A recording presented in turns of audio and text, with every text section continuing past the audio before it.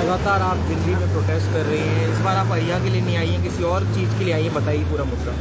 ये मिसेस पाटिल है जिनके बच्चे ऑस्ट्रेलिया में चाइल्ड सर्विसेज के चुंगल में फंस गए थे और उनके त्रास से तंग आके वो मदर ने अभी लास्ट वीक में भारत आके आत्महत्या कर ली। वो माँ का बलिदान व्यर्थ न जाए उसके लिए मैं समझ सकती हूँ उन पर क्या बीती होगी, क्योंकि एज अ मदर जब हमारे बच्चों पे मुसीबत आती है ना तो हमारे दिन में 24 घंटा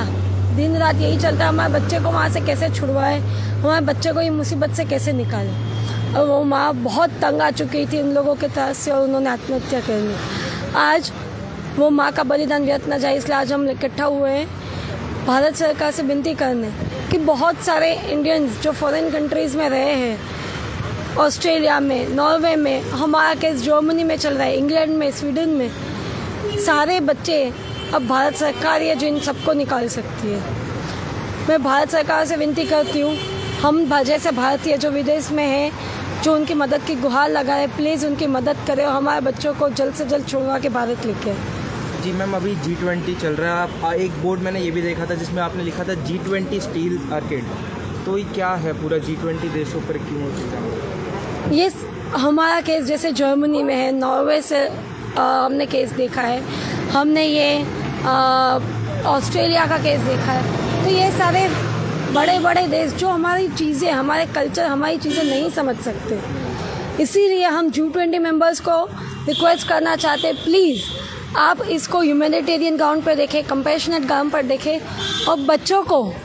भारत सरकार को सौंपे। जब भारत सरकार लेने के लिए तैयार है, जैसे हमारे केस में भी अरिया को भारत सरकार लेने के लिए तैयार है, फिर जर्मन चाइल्ड सर्विसेज को क्या एतराज़ है, वही समझ में हमें नहीं आ रहा है। तो हमारी रिक्वेस्ट है भारत सरकार से कि वो जल्द से जल्द अरिया को इंडिया लेके आए। आप इतने दिनों से तकरीबन 2.5 साल हो गए हैं, आप रिक्वेस्ट कर रही हैं, क्या रिस्पॉन्स क्या मिल रहा है? जी 15-20 दिन से पहले मेरी विदेश मंत्रालय में मुलाकात हुई थी, तो वो वही बोल रहे थे हम कर रहे हैं, पर अभी तक कोई रिज़ल्ट नहीं आ रहा है। मैं उनसे मिलने की कोशिश कर रही हूँ पर अभी मुझे कोई मीटिंग नहीं मिल रही। मैं आशा रखती हूँ कि इस हफ्ते में मुझे विदेश मंत्रालय से कुछ सुनने को मिलेगा और जल्द से जल्द हमें कुछ अच्छी खबर सुनाई दे, बस यही आशा रखती हूँ। सर आप भी लगातार इनके साथ हैं प्रोटेस्ट में, क्या कुछ करें? मैं सिर्फ अपनी सरकार से निवेदन करना चाहूँगा आपके माध्यम से कि जो लोग विदेश जाते हैं नौकरी करने के लिए, पढ़ने के लिए, उनके और जहाँ वो जाते हैं उनकी सरकारों के बीच तालमेल नहीं हो पाता, जिस वजह से ऐसी घटनाएं हमें देखने को मिल रही है। जो कर्नाटका में हुआ, ऑस्ट्रेलिया में बच्चे फंस गए, उनके बेचारी ने वहाँ आके अपनी आत्महत्या कर ली। ये कोई सॉल्यूशन नहीं है आत्महत्या, लेकिन बट माँ कब तक दुख सहती जब उसको कोई नतीजा नहीं मिला, कहीं से कोई मदद नहीं मिली, तो उसने अपने प्राण त्याग दिए। हम अपनी सरकार से और G20 के जितने भी देश हैं उन सब से निवेदन करेंगे कि ऐसे जो बच्चे वहाँ पढ़ने जाते हैं, जो माँ बाप जाते हैं, न्यू पेरेंट्स होते हैं, जिनको वहाँ के कल्चरल डिफरेंसेस के बारे में नहीं पता होता, उनके लिए कोई ऐसी सेल बनाए, कोई ऐसा सिस्टम क्रिएट करे जिससे कि वो लोग अपनी आजीविका के लिए गए या ज्ञान अर्जन के लिए गए वो भी कर सकें, और प्लस वो अपने बच्चों को लालन पालन भारतीय संस्कृति की तरह से कर सकें जैसे हम लोग करते हैं यहाँ पर। हमारा सिर्फ यही निवेदन है सभी से कि इस मुद्दे पर सब लोग बिना किसी भेदभाव के, बिना किसी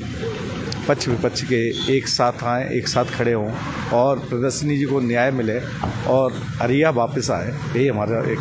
अरिया की बात करें तो अभी दिल्ली में जो है धारा 144 लगाई गई है 10 दिनों तक, तो क्या इसके बाद क्या कदम हो सकते हैं? मैं कोशिश थी हमारी कि धारा G20 के बीच में हम लोग अपनी बात G20 के जितने भी लीडर्स भारत आ रहे हैं, अतिथि देवो भव हमारी एक परंपरा है, हम उसके पूरा सम्मान करते हुए उनका स्वागत करते हैं। लेकिन उनसे एक बात कहना चाहते हैं कि